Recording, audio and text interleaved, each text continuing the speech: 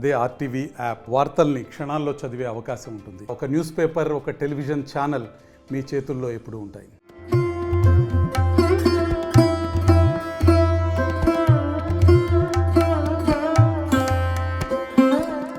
అందరికీ నమస్కారం. Welcome to RTV. నేను మీ కౌసల్య.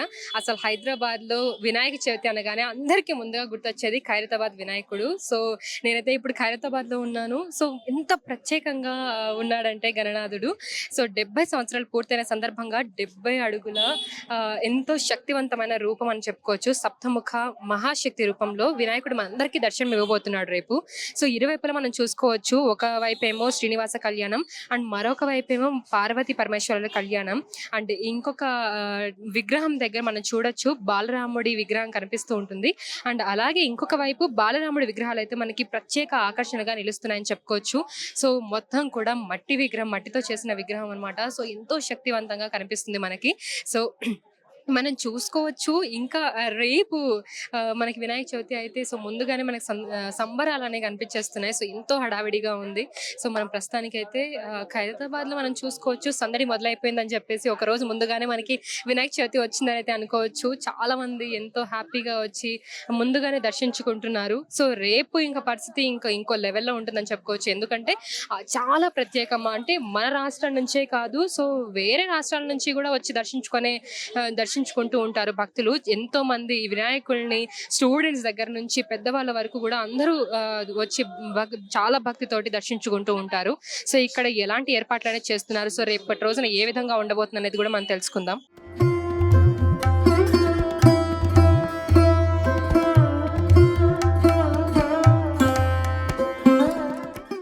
ఇప్పుడు మనతో పాటు బిల్డర్ రమేష్ గారు, వైస్ ప్రెసిడెంట్ గారు ఉన్నారు. వాళ్ళతో మాట్లాడి అసలు తెలుసుకుందాం అసలు ఏ విధమైన ఏర్పాట్లు ఉన్నాయి ఏంటి అనేది.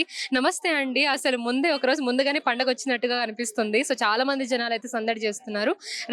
రేపు అసలు ఎలాంటి కార్యక్రమాలు ఉండబోతున్నాయి, సో ఎలాంటి ఏర్పాట్లు అయితే చేశారు? సప్తముఖ మహాశక్తి వినాయకుని హైటు 70 అడుగులు, 7 తలలు, 7 సర్పాలు, 14 చేతులు. రైట్ సైడ్ ఏమో శ్రీనివాస కళ్యాణము, లెఫ్ట్ సైడ్ ఏమో శివపార్వతి కళ్యాణం. రైట్ సైడ్ లో బలరాముని ఏర్పాటు చేశాము. బలరాముని ఎందుకు ఏర్పాటు చేశామంటే అయోధ్య వెళ్ళని వారు ఇక్కడ దర్శించుకోవచ్చు. ఇక్కడ మరి వారికి ఉత్తరప్రదేశ్ లో ఉంది కాబట్టి ఇక్కడ పెట్టాం మేము. మరి లెఫ్ట్ సైడ్ లో రావుకేతుని ఏర్పాటు చేశాం. మరి రావుకేతుని విఠల్ శర్మ పండిట్ గారు వారు చెప్పడం జరిగింది, ఇది పూజ చేస్తే భక్తులకు చాలా మంచి జరుగుతుందని చెప్పి మరి రావుకేతుని ఏర్పాటు చేశాం.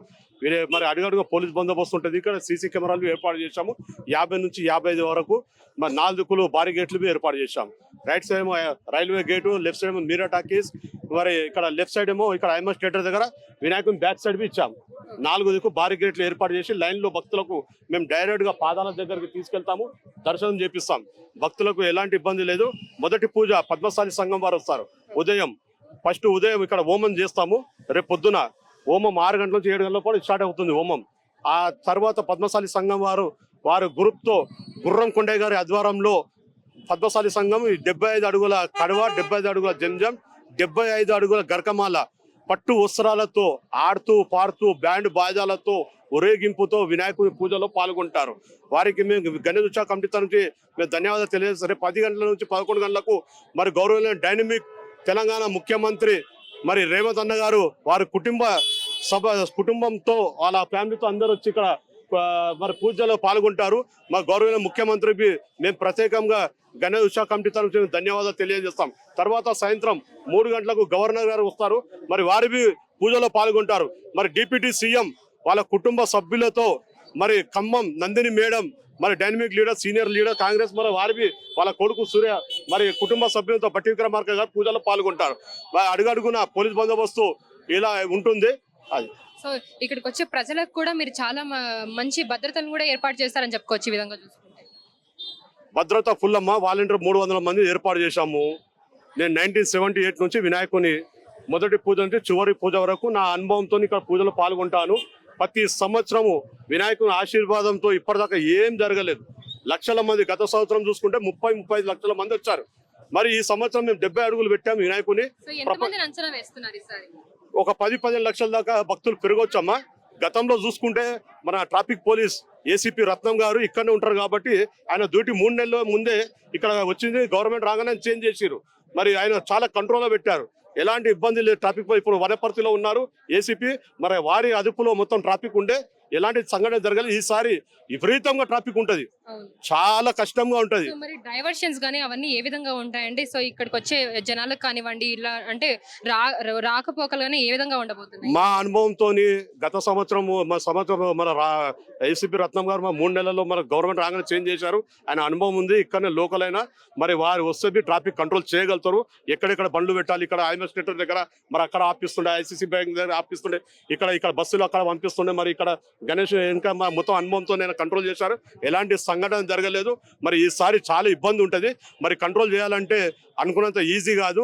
చాలా 4 దిక్కులు ట్రాఫిక్ ఆగుతుంటది. మరి ఈ సంవత్సరం మా వాలంటీర్ ఉంటారు, అడుగు పోలీస్ డిపార్ట్మెంట్ ఉంటారు. అన్ని విధాలుగా మరి ఇక్కడ ఎలాంటి ఇబ్బంది లేకుండా భక్తులకు 4 దిక్కు దారిలు ఏర్పాటు చేసి రైల్వే గేట్ నుంచి ఇక్కడ వినాయకుని దగ్గరికి దర్శనం చేపించి ఇక్కడ ఐఎంఎస్ థియేటర్ నుంచి ఇక్కడ పంపిస్తాం. ఇక్కడ మీరా టాక్సీ వచ్చే వాళ్ళు భక్తులు ఇక్కడ డైరెక్ట్ గా వినాయకుని పాదాల దగ్గర తీసుకెళ్తాం. చాలా క్లియర్ గా ఏర్పాటు చేస్తున్నారు అన్నమాట. చాలా బ్రహ్మాండంగా. చాలా నేను భక్తులు కోరేది ఒకటే, మీ పిల్లల జాగ్రత్త, మీ సొమ్ముల జాగ్రత్త, శానిటైజర్ పెట్టుకోవాలి, మాస్కులు ధరించాలి, అడుగు పోలీస్ బందోబస్తు ఉంటుంది. నేను భక్తులకు కోరేది అదే. నా పేరు builder Ramesh, vice president. Thank you so much for the information అండి. చూసారు కదా, సో ఎవరైతే ఇక్కడ దర్శనానికి రేపు రాబోతున్నారో, సో ఇక్కడ ఆల్రెడీ చాలా జాగ్రత్తలు తీసుకున్నారు. సో కట్టుదిట్టమైన భద్రత ఏర్పాటు అయితే చేశారు. సో వాలంటీర్లు కూడా ఉన్నారు ఇక్కడ. ఆల్రెడీ మన ఖైరతాబాద్ అని చెప్పుకోవచ్చు, చాలా ట్రాఫిక్ ఉన్న ఏరియా.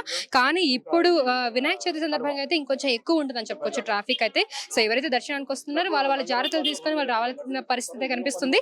సో ఇక్కడైతే నేను ఇంతకు ముందు చెప్తున్నట్టుగా ఆల్రెడీ సందడి అయితే స్టార్ట్ అయిపోయింది. రేపటి కోసం ప్రతి ఒక్కళ్ళు కూడా వెయిట్ చేస్తున్నారని చెప్పుకోవచ్చు. ఒక్కసారి మీరు చూసారా, గణనాథుడు ఎంత అద్భుతంగా, ఎంతో శక్తివంతంగా కనిపిస్తున్నారు.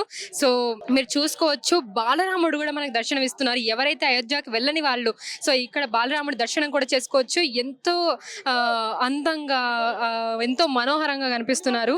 సో ఇక్కడ మనం చూసుకోవచ్చు, ఇంకొక వైపు ఏమో రాహుకేతుల విగ్రహాలు కూడా మనకు కనిపిస్తున్నాయి. అండ్ ఇంకొక వైపు కంప్లీట్ విగ్రహానికి ఒకవైపు ఏమో శ్రీనివాస కళ్యాణం, అండ్ ఇంకొక వైపు ఏమో పార్వతీ పరమేశ్వరుల కళ్యాణం కూడా మనం చూడొచ్చు. సో ఇక్కడేమో మనకి సప్తముఖ మహాశక్తి రూపంలో అయితే మన గణనాథుడు రేపు అందరికీ కూడా దర్శనం ఇవ్వబోతున్నారు. సో రేపు మార్నింగ్ అయితే పూజలు అయితే ప్రారంభం అయిపోతూ ఉన్నాయి. సో ఇక్కడ అయితే నిజంగానే భద్రతా ఏర్పాట్లు అయితే చాలా ఘనంగా జరుగుతున్నాయి. అండ్ రేపు చాలా మందిని ఎక్స్పెక్ట్ చేస్తున్నారు, జనాలు అయితే ఎక్స్పెక్ట్ చేస్తున్నారు.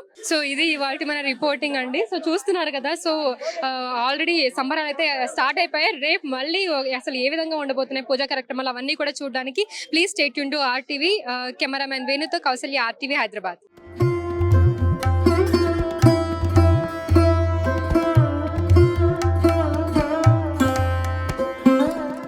మరిన్ని వీడియోస్ కోసం ఛానల్ ని సబ్స్క్రైబ్ చేయండి. లేటెస్ట్ అప్డేట్స్ కోసం వాట్సాప్ ఛానల్ ని ఫాలో చేయండి.